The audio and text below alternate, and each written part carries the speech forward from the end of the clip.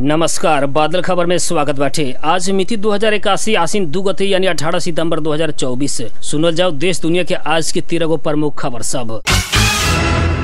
बारा के पचरौता नगर पालिका 4 बेलदारी स्थित नगर अस्पताल में पुनः 24 घंटा एमबीबीएस डॉक्टर से सेवा उपलब्ध होखे वाला भइल बाटे। पालिका से दरबंदी कायम होके आयल मेडिकल अधिकृत अखिलेश अधिकारी के काल नगर प्रमुख जलंधर सिंह नियुक्ति पत्र प्रदान कैले संगे अब से रोगी लोग 24 घंटा फिर उच्च स्तर के चिकित्सक सेवा मिले के निश्चित भइल बाटे। विगत कुछ दिन से अवरुद्ध रहल उक्त सेवा फिर सुचारू भइला बाद विशेष करके पचरौता नगर पालिका तथा आसपास के रोगी सबके परीक्षण में सहज भइल नगर प्रमुख सिंह जानकारी देनी।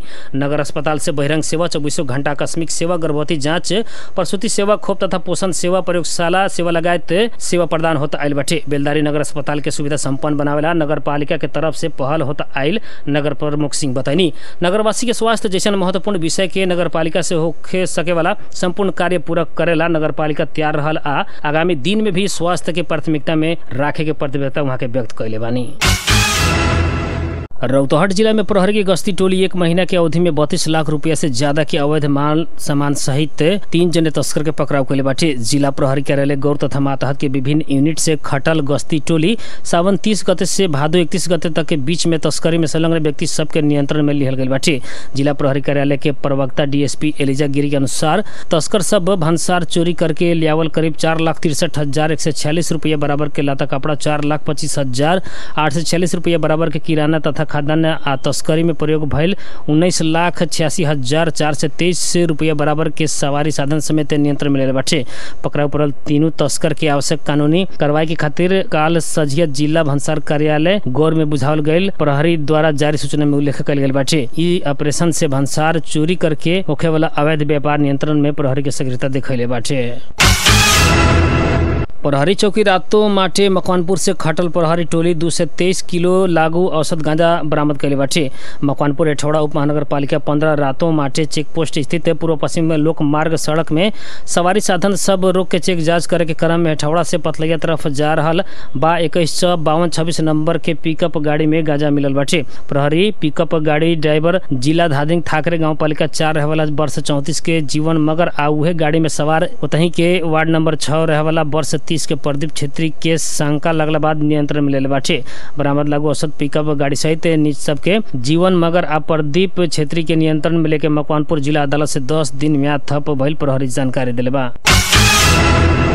सप्तरी में माई की क्रिया में विदेश से लौटल एक युवक के लाश धान खेत में मिलल बाटे। मृत मिलल सप्तरी के अग्नि साई आ कृष्ण सवरन गांव पालिका 6 मोहनपुर के 28 वर्षीय ईश्वर पोखरल बानी। उनकर लाश आज सवेरे पूर्व पश्चिम राजमार्ग नजीक के महुली बाजार से 300 मीटर पूर्व के ओर सनी चौधरी के खेत में मिलल जिला प्रहरी कार्यालय सप्तरी जनल बाटे। स्थानीय खेत के आरी में आदमी गिरल देखला बाद प्रहरी के खबर कैले रहे। लाश पोस्टमार्टम के खातिर गजेंद्र नारायण सिंह सगरमाथा अस्पताल में रखल गई बाटे। वहाँ के काल विश्वकर्मा पूजा के अवसर में माहौली बाजार में आयोजित सांस्कृतिक कार्यक्रम में पुगला बाद घर लौटल न रहनी। स्थानीय के अनुसार हुए कार्यक्रम में कुछ युवा सब बीच झड़प भइल है। घटना विषय में अनुसंधान कर रहल और पोस्टमार्टम रिपोर्ट मृत्यु के कारण खोलाई सप्तरी के प्रहरी प्रवक्ता डीएसपी ढूंढी राज नेपाल ने जानकारी दिल बनी। 15 दिन पहले माई के देहांत बाद क्रिया के खातिर पोखरेल वैदेशिक रोजगारी से स्वदेश लौटल रहनी।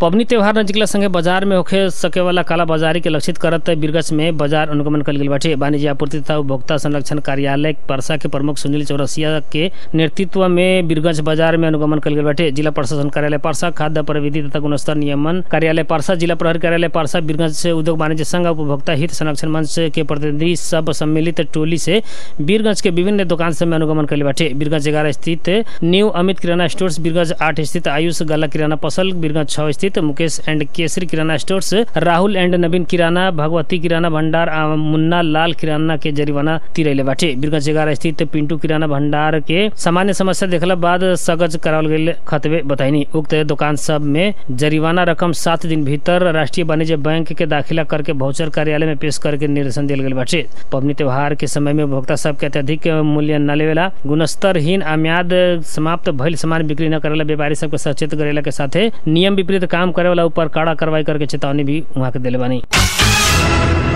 आम विद्यार्थी मोर्चा मधेश में विद्यार्थी के अनुपात में शिक्षक के अभाव रहल कहत आंदोलन शुरू कले बाटे। आज राष्ट्रीय शिक्षा दिवस मना रहल बेरिया मधेश के विद्यार्थी सब शिक्षक के व्यवस्था करे के मांग सहित सड़क में उतरल बाटे लोग। गौर में आयोजित प्रदर्शन में विद्यार्थी, शिक्षक, अभिभावक आ स्थानीय सबके सहभागिता रहल रहे। आम विद्यार्थी मोर्चा के इंचार्ज उमेश कुशवाहा वीरगंज में नेतृत्व कैले रहनी तब केंद्रीय अध्यक्ष विवेक शाह के नेतृत्व में गौर में प्रदर्शन भइल रहे। प्रदर्शन में सहभागी सब शिक्षक के अभाव से मधेश के शिक्षा प्रणाली के प्रभावित बनावल आरोप लगैले बाटे लोग। विद्यार्थी मोर्चा के अध्यक्ष साहब बेर बेर सरकार के शिक्षक के व्यवस्था करे के मांग कैला पर भी कोनो सुनवाई न भइला बाद बाध्य होकर आंदोलन में उतरे के बतैले बानी। आंदोलन के क्रम में विद्यार्थी मोर्चा से मधेश से प्रदेश भर प्रदर्शन कर रहल बाटे। आसपा भी आंदोलन के समर्थन करत कार्तिक 5 गते से आम शैक्षिक हड़ताल की घोषणा कैले बाटे। इससे पहले भादो 25 से लेकर 30 गते तक विद्यालय स्तरीय संघर्ष समिति गठन करे के, आसीन 2 गते से 4 तक विशेष प्रदर्शन करे के, आसीन 3 गते संविधान के अंत्येष्टि यात्रा निकाले के लगायत के आंदोलन के कार्यक्रम घोषणा कैल गेल बाटे।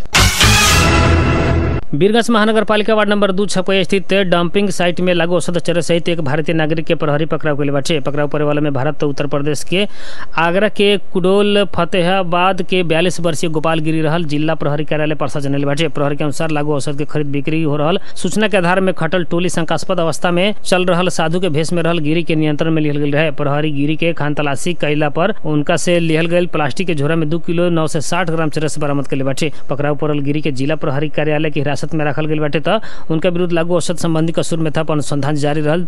प्रहरी न्याय परीक्षक दीपक भारती जानकारी दिले बानी।